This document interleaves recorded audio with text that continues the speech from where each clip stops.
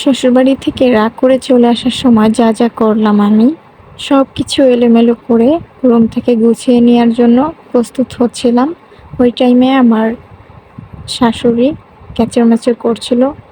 এটা ছিল single room, তো এখানে মানুষ রেস্ট করতো। আর এটা হচ্ছে ডাইনিং রুম। আমার সেলাই মেশিন এবং অন্যান্য জিনিস আমি গুছিয়ে নিয়েছিলাম এবং সব কিছু এলোমেলো। দেখুন, এই রুমে হচ্ছে আমি থাকতাম। এখানে আমার কম্পিউটার আর হচ্ছে আমার কিছু আসবাবপত্র ছিল, তো সেগুলো সব গুছিয়ে নিয়েছি। একদম মন চাইছিল একদম পুরোপুরি চলে যাব, আর কখনো ফিরে আসবো না। কারণ মেন্টালি সমস্যা ছিল হচ্ছে তার, মানে আমার খালামণির, শাশুড়ি দুটাই।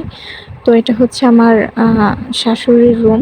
তো উনি এখানে থাকতো। আর এদিকে হচ্ছে আমার রুম। মোট ৩টা রুম ছিল। এটা হচ্ছে আমার রুমের সবকিছু একদম দেখেন এলোমেলো, কারণ আমি গুছিয়ে মানে সব এলোমেলো নিয়ে যাব, তো সেজন্য সব বের করে নিয়েছি। সেলাই মেশিন, তারপরে যত কাপড় চোপড় যা ছিল। তো আমি মানে যাবার আগে মনে হলো যে একটা স্মৃতি রেখেই যাই। এটা ছিল আমাদের বারান্দা, দোতলাতে। তো এই পাশে হচ্ছে রাস্তার সাথে, এদিকে হচ্ছে অন্য বাসা ওইদিকে।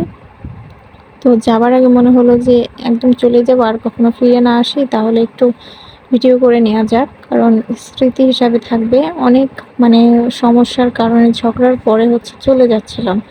মানে এনা যে স্বাভাবিক কোনো সমস্যা তা না। এটা ছিল এসি।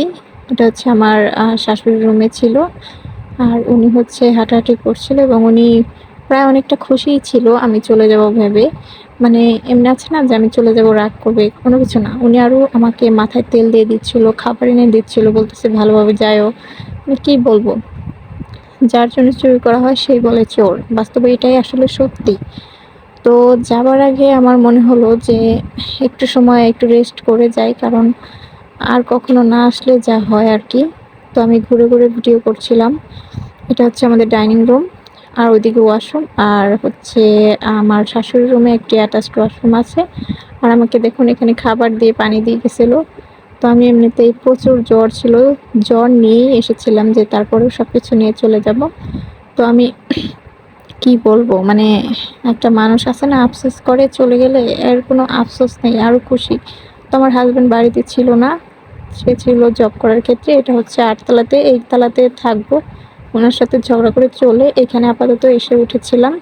তবে এইখানে থাকতে এতটা শান্তি পেয়েছি, তার ক্যাচাল ম্যাচাল ঝগড়া কিচ্ছু ছিল না।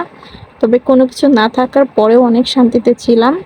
তবে 8তলায় ওঠানামাটা প্রচুর কষ্ট, আর দোতলাতে থাকার পরে 8তলায় হঠাৎ করে ভালো লাগে না। তবে তারপরেও একটু মানসিক শান্তি ছিল, মানে একটু রেস্ট করে ঘুমাতে পারতাম। কিন্তু তার মেন্টালি সমস্যার কারণে সারাদিন কথা বলতো, রাতেও কথা বলতো। রাত্রে দরজা আটকে ঘুমাতে দিত না, দরজার মধ্যে শব্দ করতো, বলতো দরজা আটকে ঘুমাতে পারবে না তোমরা, মানে অন্যরকমভাবে জ্বালাতো। তবে 8তলায় আমরা এসে তারপর হচ্ছে এক রুমে থাকি, আর 2টা হচ্ছে সাবলেট ভাড়া দিয়েছিলাম। তবে আমাদের এখন আর আগের মতো সমস্যা নেই। আর উনি 8তলায় উঠে ঝগড়া করতে পারে না, এর জন্য বেশিটা আসতোও না।